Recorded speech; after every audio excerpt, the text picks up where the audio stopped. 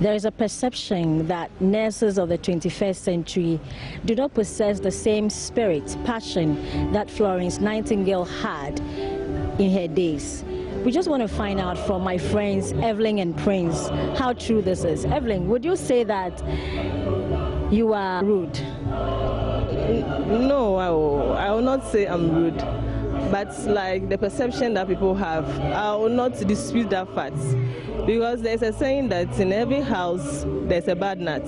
So there's this perception that people have about nurses, but we want to change that perception. So if you can see today the program, those who won the awards, most of them are young nurses that are coming up. So we are hoping that that perception that people have about nurses will change. Prince, you know, a lot of people have also said that sometimes it's the clients that make the nurses behave in ways they shouldn't. What's your response to that? Well, thank you very much. I'm of the view that it's, I wouldn't say it's the client all the time. Neither will I say it's the nurses or the caregivers all the time. You see, it depends. Assuming a nurse attending to about 100 people, and in the course of doing that, a more urgent person or patient comes, it's up to the nurse to prioritize who to take care of. But the general populace or the patient already coming from the house is in one way or the other in pain, also needs attention. And when it happens that way, they think they've been neglected, and as such, somebody who just came is being attended to. So that is where this kind of conflicts, normally happens. So I will not fault the client, neither will I fault the caregiver or the nurse, because whoever comes to the hospital is in one way or the other mentally derailed, and he is not in his right frame of mind. So that is what I... But Evelyn said that this is a perception that you are all working at. I have personally been to a hospital where this scenario you presented was presented at the hospital, and there were a lot of patients, and no one will come and tell you anything. At least we need to be told something. Yeah, that is where I will partly blame the healthcare provider, because as I stated earlier on, partly the caregiver and partly the client who is coming in. And you see, when you get to, let's say, the surgical medical emergency of Kolebu Teaching Hospital, for instance, people are seriously ill. Or even when you take the ordinary wards where you are taking care of somebody, you could see somebody need intravenous medication. So you'll be attending to this person. At the same time, somebody who feels he or she is also seriously ill, who will not understand you. By the time, I wouldn't, side on the side of the nurse or the caregiver. But at times, by the time you finish doing whatever you are doing with the other client, in one way or the other, because you are much more like stressed, it might escape you to go back to that person to explain to that person. So in that side, yes, I would say it's not deliberate on the side of the caregiver. It's not deliberate. So what will you do about it? Definitely advocacy. We keep on national, regional, district and the local facilities. We keep on sensitizing our members. We keep on talking to them. You see, the way you talk to somebody who is even sick, immediately that sickness in one way or the other reduces, or you calm that person's nerves. And it is part, during our training in various institutions, we are taught on how to communicate, how to talk to our patient. So it's ongoing. We are still sensitizing our members, and we know definitely as time goes on, all these things will be resolved. Still sensitizing, does it mean that some of your colleagues have forgotten the ethics that go with the profession? No, but I also think, like you were saying, the stress of work. And so maybe sometimes this work is so stressful that the person becomes so stressed up. And when the person becomes so stressed up, it weighs on the person's behavior. For instance, when you compare the nurses in the private hospitals to those in the government, you can see that the pressure at the government hospitals are very high. So it puts stress on them. But you can go to the same person in the private hospital, and then the character and the attitude is different. So you can say it's pressure that sometimes mounts on them. So it's not like they forget. But like you're saying, it's better that sometimes we explain to the clients that, so in our facility, for instance, and when the clients come to sit down, sometimes we explain to them, maybe you came, you expect. You do that? Yes. It's hardly seen in hospitals, I must say. But like General Hospital, we are trying to instill that we have started. To come in, it does happen. I'm from Kolebu. You get to Kolebu's central OPD medical. Yes, there are some of the clinics which are being held in the afternoon, at times 10:30, 11 o'clock. It's not always in the morning. But when you look at the number of people that troops in, at the facility, people do come there as early as 6 a.m. Exactly. At times because 4, 5. Want to be the first Good. But yes, because they want to be the first to. I've witnessed this when a nurse comes around. Introduces herself and tell the people that yes, this particular clinic will not be held right now in the morning, so they have to exercise patience. Clinic starts at 11:30. Some facilities are doing it, and as my sister rightly stated, when I have worked in a private hospital before, and when you are taxed to client A, so you are attending to just one client or two clients in a cubicle, so you are always there attending to them.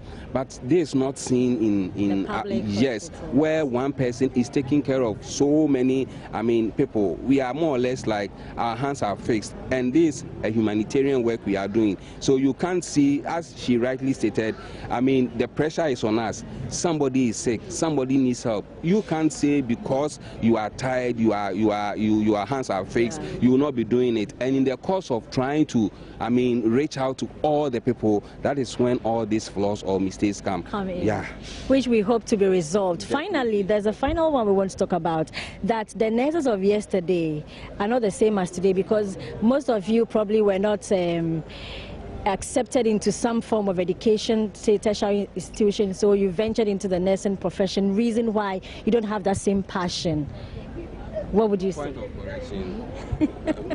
Nursing training is a tertiary education. It's a form of tertiary education. So the perception. Other forms, other tertiary. Yes, and the nursing training colleges are equally at the tax, or they are the same pedestal, just like the other tertiary institution.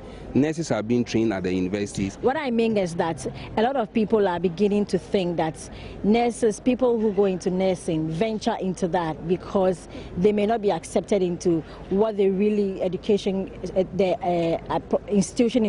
institution they really wanted to go into.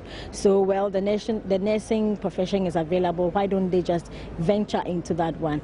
In the end, we don't see the professionalism that we want to see. Okay, thank you very much. You see, at this point, I would like to use this avenue to tell the general populace that that perception is no more. It's no more. And you? I also think it's no more, because really, even enter into a nursing training institution, you need an aggregate of 6 thereabout to enter into a nursing training institution. So that perception that you need 20 or whatever to get, it's no more. It's highly competitive. People are having the single digit aggregate, and yet they are not getting access into the nursing training college. Well, be the judge. They've explained to us reasons why some of you think that the nurses in the various facilities where we attend do not behave professionally towards us. So we heard from the younger nurses about the perceptions that people have of their profession. I also have with me retirees. They have been retired. Auntie Cecilia has been retired for 8 years now, and Constance Mills has been retired for 15 years. We want to find out from them, is the nursing profession as it was in their days the same as it is now? Auntie Constance, would you say the perception that nursing has lost its value is true? Somehow these days,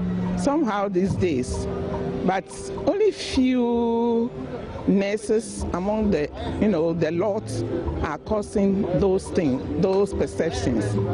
But formerly, there wasn't any perception like that because we were working very hard. With all our hearts, we love the work. We are working. We don't even think of our remuneration. You only have the joy of the work that you are doing. But some will say that you did not have to work for many years before you were paid, as it is seen now. Allowances were paid, all that you needed, you were duly needed were paid, and it's different now. Reason why there is so much agitation? Yes, when we were in the nurses training school, first year you have your allowance, second year you have an allowance, third year you have an allowance. Until you qualified, then you are put on a salary. But now things have changed, that even when you qualify, like our time, when you qualify, you are absorbed into the system. Right away. Right away, you are absorbed into the system. But now when you qualify, if you want to work with the Ghana Health Service, you have to apply to the Director Ghana Health Service. If you want to work at the teaching hospitals, you have to apply to the Chief Executive of that hospital. You are called, you are interviewed, and if you are taken, you are taken. If not, then you go and find a work somewhere, unlike formerly. And of late too, the allowances have been taken. We've all been hearing it in the news, that no allowance for nursing students, exactly. No allowance for teachers. Exactly. And with this, young girl who has entered into nursing profession in a training, where is she going to get the money for transportation, for her even care? Yes. You see, so these are some of the things that are creating so much agitation in the nursing field. Yes. But would you say that this, regardless of all these things, this warrants the kind of behavior that we see some of the younger nurses exhibit when we visit healthcare facilities? Well, I will say it takes 3 tiers. The home upbringing is one. Then the education has gone so low, so low. And then, of course, the human behavior. Which of the education? The one they are given in school? The one they are given in school, I have to hammer there. It has gone too low. Come to think of it, when you see things are not done well. You mean the curricula is now different? Curricula is now different, and then the number of years reduced, so development is less. How many years did you have to be trained? I mean, not as a nurse, but in education. Okay. Yes, in education formally, you go through the common entrance in my days, then that would be in middle form 2 or 3, you go through common entrance, go to secondary school, that is the senior SSS now, and you go through 5 years. So when you come out, you are more matured in behavior and everything wise. But now, the attitude is another one. Home upbringing is very serious. We overpamper our children. We don't give them the necessary training at home. Different eat, sleep, have you eaten, have you drunk? That is no training. The behavior, teach your child properly, educate your child well, and this child will take it everywhere. The home upbringing is very, very, very crucial. I'll hammer it. You hammer it. Yes. Now you have left the system, but you still have influence. What do you think your powers put together can at least erase this perception that we have of nurses now? Well, you'll be surprised that even if we go to the hospital and retired nurses, they don't even know us. Fine. And we shouldn't tag ourselves before we are known. A patient is a patient. They did it to me even in Rich Hospital. I wouldn't say that I won't fight them, but I'll go up to the necessary place. We work by ranks, like the military. So the principal nursing officer or the deputy director, I'll go up and then bring them down to come and give me service in their presence. This is why I do it. Okay. You have the influence, so you can do that. I am an ordinary person. I am not a retired nurse. If I go to a health care facility and I'm not being treated fairly by a nurse, I won't be able to go to the medical director. Even if I do, he may not come down and give me the service that I need. So what should be done? What should I do? Well, some of the hospitals have got, complaints, boxes that you can write and put it into that box. But at the moment, the Retired Nurses Club, they have instituted groups going to hospitals to find out what is going on so that we find remedy for it. Or sometimes we go into the hospital in a group, work with them and teach them what they should do. You see, so that because the complaints we are also hearing, yes. And it doesn't make you happy, I presume? No, it does not make us happy at all. And fancy, I've been a patient, I can't talk, I'm on bed, and these young nurses, not giving you the proper care that you should have. It is painful. That alone will kill you. You see, you'll be sad for the hard work that you have done before, and now it is your turn, and look at what you are experiencing. So we are from a group, I think last month when we had our meeting, oh,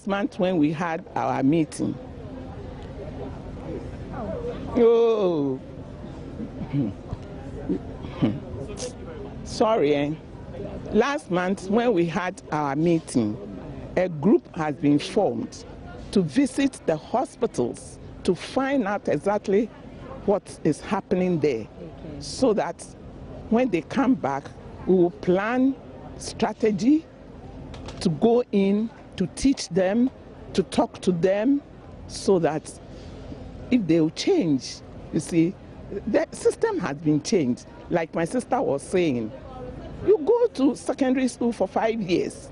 Before you come out, you are matured. Nursing we were doing with our hands. Now these young ones want relatives to buy Pampers. We were washing bed sheets with our bare hands, washing mattresses soaked with urine. These days, they don't do that. And it looks as if the seniors too are afraid of the younger ones, because when you correct them, their first impression is, oh, this in charge does not like me. Intimidation. And when you think of that, you won't learn. You won't know anything unless you accept it and change your ways.